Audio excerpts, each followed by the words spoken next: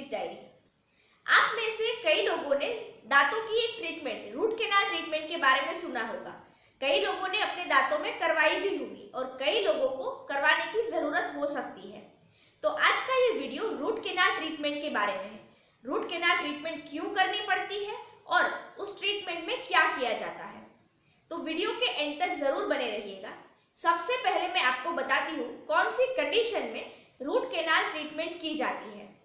तो सबसे पहला और बहुत ही कॉमन रीजन ये है कि आपके दांत में सड़न हुई है और सड़न दांत के ऊपर के दो लेयर्स डेंटिन और इनेमल से भी अंदर पल्प तक पहुंच गई है, पल्प को इन्फेक्ट कर दिया है या फिर दांत के नीचे की हड्डी को भी इन्फेक्ट कर दिया है। तो ये केस में रूट कैनाल करके दांत को बचा सकते हैं या फिर दांत को निकालना पड़ता है।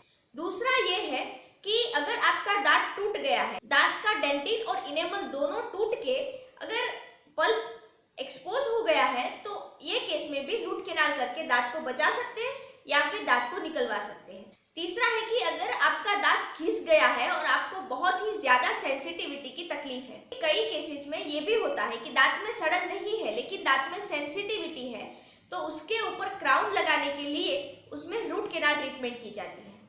तो रूट कैनाल ट्रीटमेंट का एक ऑप्शन ये भी रहता है कि आपके दांत को ही निकाल दें, लेकिन डेंटिस्ट दांत को निकालना प्रेफर नहीं करते हैं, रूट कैनाल ट्रीटमेंट करना प्रेफर करते हैं, क्योंकि रूट कैनाल ट्रीटमेंट करके दांत को, नेचुरल टीथ को हम प्रिजर्व कर सकते हैं। अब मैं आपको बताऊंगी कि रूट कैनाल ट्रीटमेंट में क्या किया जाता है। तो सबसे पहले रूट कैनाल ट्रीटमेंट में 3 स्टेप्स हैं। पहला स्टेप जिसको आरसीओ यानी कि रूट कैनाल ओपनिंग बोला जाता है, जिसमें सबसे पहले दांत का जो सड़ा हुआ भाग है उसे निकाला जाता है और ये जो पल्प करके पोर्शन होता है दांत का उसे खोला जाता है और इन्फेक्टेड पल्प को रिमूव किया जाता है। उस वक्त पेशेंट को एंटीबायोटिक दी जाती है। दूसरा है बायोमैकेनिकल प्रिपरेशन यानी कि बीएमपी, जिसमें दांत के जड़ का जो इन्फेक्टेड डेंटिन होता है उसे रिमूव किया जाता है और दांत को हो सके उतना इन्फेक्शन फ्री बनाने की कोशिश की जाती है। तीसरा होता है ऑब्चुरेशन, यानी कि जिस पोर्शन में से पल्प निकाला गया है उस पोर्शन में एक आर्टिफिशियल मटेरियल होता है जो फिल किया जाता है। ये मटेरियल से दांत को थोड़ी स्ट्रेंथ मिलती है।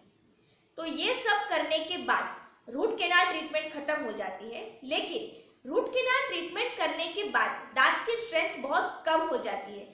हो सकता है कभी कोई कड़क चीज चबाने की वजह से आपका दांत टूट भी जाए, और अगर दांत टूट जाए तो उसके बाद वो दांत निकालना ही पड़ता है।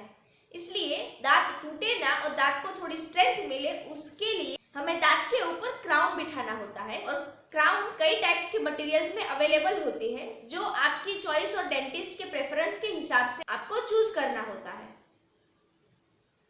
तो ये सब हुआ रूट कैनाल ट्रीटमेंट के बारे में। तो अगर आपको मेरा ये वीडियो पसंद आया है तो लाइक करना, शेयर करना और सब्सक्राइब करना मेरी चैनल को। मिलते हैं अगले वीडियो में, तब तक stay healthy, be wealthy and keep smiling.